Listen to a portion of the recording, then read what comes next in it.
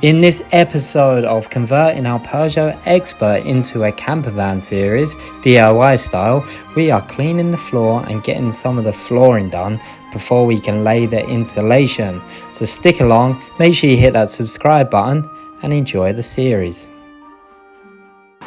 You right, darling? Right, so update. The bulkhead is out. We took it out in 2 bits. Bish bash bosh, that's out. We've taken up the flooring, and that means it's now ready to hoover and clean. As you can see, it's pretty dirty in here, mate. So we need to sort that out. I think we have to take that up too, isn't it? Yep. Yeah, that's stuck down, so we've got to take that out. But yeah, pretty much. It's pretty easy to get in and out. There's a couple of screws here and there that were shoved in here, there and everywhere just to get it down. I guess they just did it quickly.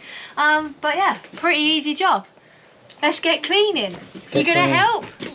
Alright, good job, good job. Yeah, so there was a bulkhead here, obviously. 2 pieces, one part here, one part here. This comes out nice and easy with the bolts up there and bolts here. So we put the bolts back for now so we don't lose them, just in case we ever want to put the bulkhead back. But the plan of action is, like I said, clean this, make it clean, and then we're going to stick batten, like 18.5mm batten across here and a couple across there, so then we can actually drill the floor down onto it without making any holes in the floor. And then put some insulation down, some sound deadening, which has come already, which is here. So we use the Dodo mat, dead easy one. That's that, so we'll keep you updated. It's looking all right in here.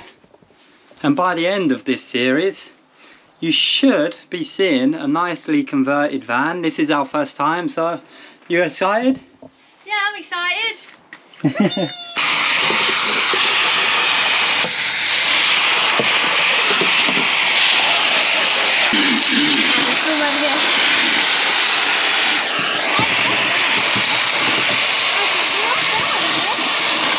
Alright, so for some reason there's plywood here, which we could use in the future, but let's see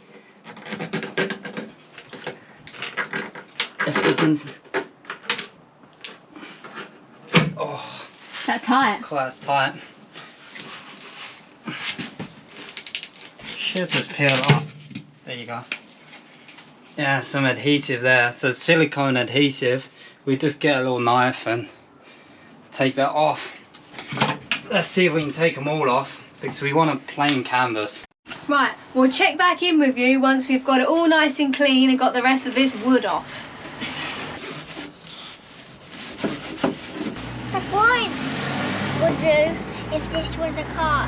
Just get a lot of water and just squirt it, and then just get a wet towel and just wipe it. No, we don't want to make it too wet in here.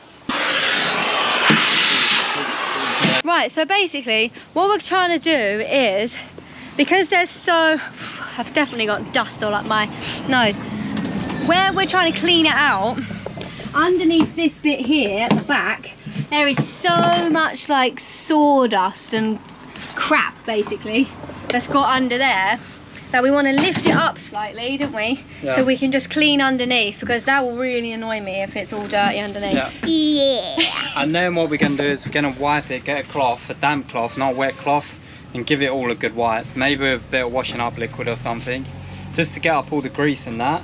But we're doing all right, aren't we? Yeah, it's looking better. It's looking better. Tash, say break for camera woman. Break for camera woman. Say her has to get like a wash. Alright, you go out, you go have a wash, camera woman. Alright, so we got it off. You needed a Torque 20 screwdriver. Look at it, the guy must have been a carpenter or something. Filthy under here. Yeah, filthy. Let's turn this off, one sec. Can't hear myself think. But yeah, we're just gonna have to get in here and get it up basically. Proper get it out. Thing is, while you're doing it, you might as well clean it properly, because this floor probably never come up again. So you might as well have a blank canvas, nice clean, save everything rattling around in the back of your van as you're driving. Plus, knowing that that's under there just made me feel ill. Yeah. To be honest.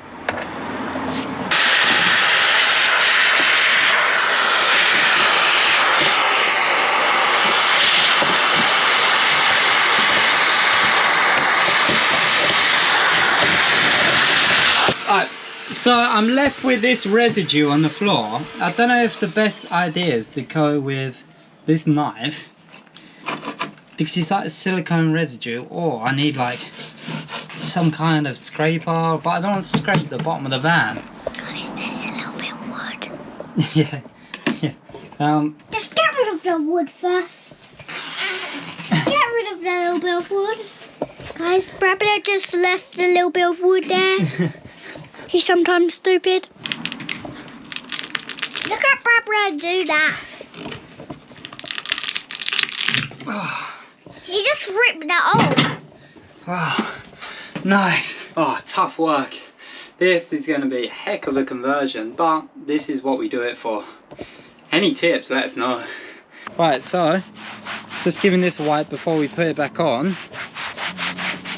Unfortunately, I don't think that paint's going to come off. Yeah. If not, it's going to mark it. Yeah. Right, that's nice and clean now. Best I can get. Yep, guys. Bradley's gonna put it back on. Yeah, so.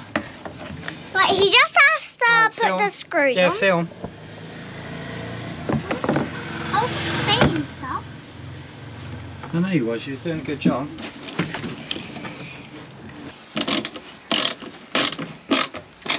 Just one.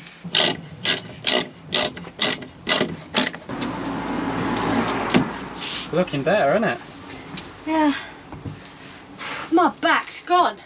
Just need to do the back bit. Yeah, I just need to do the back bit, Yeah, which... stand over that side.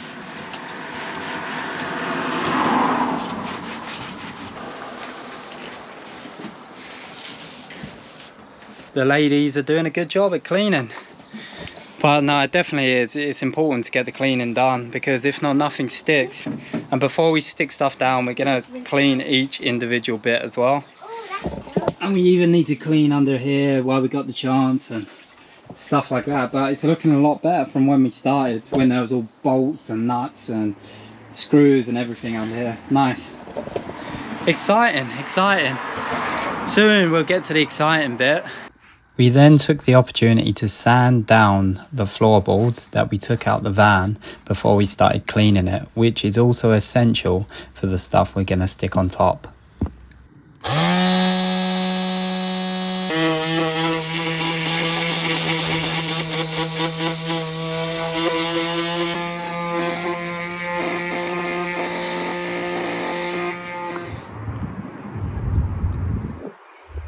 Right, we're in Wigs.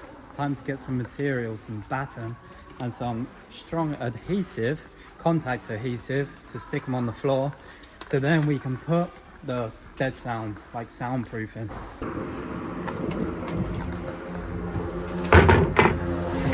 Alright, so right now we're going to do the framing. We've just been Wigs and bought the batten and the contact adhesive. So we're going to put one batten here. We're going to have one batten there, one batten there, one there, and then this one we're going to cut across and put like side struts there to give it a little bit of support, so we can drill the flooring into that, so we ain't got to make holes in the bottom of the floor. So we're going to mark where we need to adhesive to with a bit of Sharpie. So there, and then I'll just mark down it at certain bits, and I'll mark over this side as well where it ends. We're going to adhesive this outside because it stinks, and you got to let it dry for a couple of minutes. Okay. Give it a go then. Alright. Where'd that cloth go? I don't know. Might have to have a cloth.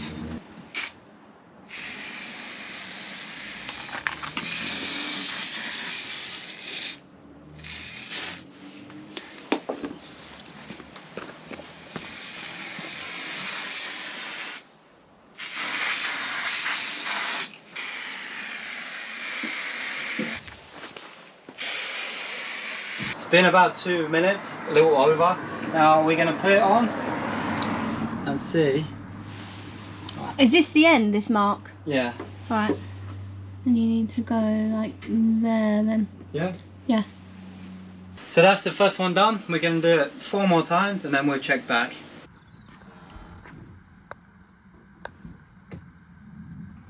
final piece of the jigsaw puzzle. We've been going at this all bloody day. We've got this final piece to put in, and then the framing, like to support the floor, will be done, and then we just have to do everything else.